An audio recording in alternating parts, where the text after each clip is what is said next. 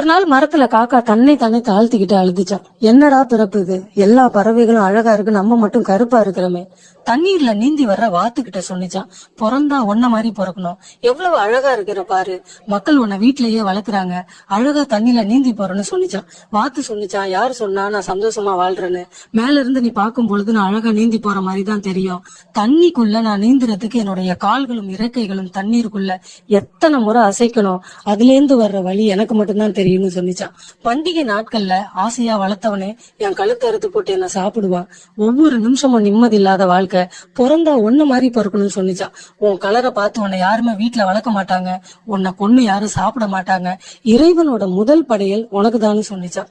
மற்றவர்களின் வாழ்க்கையை பார்த்து பொறாமை கொள்ள வேண்டாம், ஒவ்வொருவருக்கும் தனித்த சிரமம் இருக்கிறது. இறைவன் படைத்ததெல்லாம் ஒரு காரணத்துக்காக தான். தன்னைத்தானே மதித்து வாழ கற்றுக்கொள்ள வேண்டும்.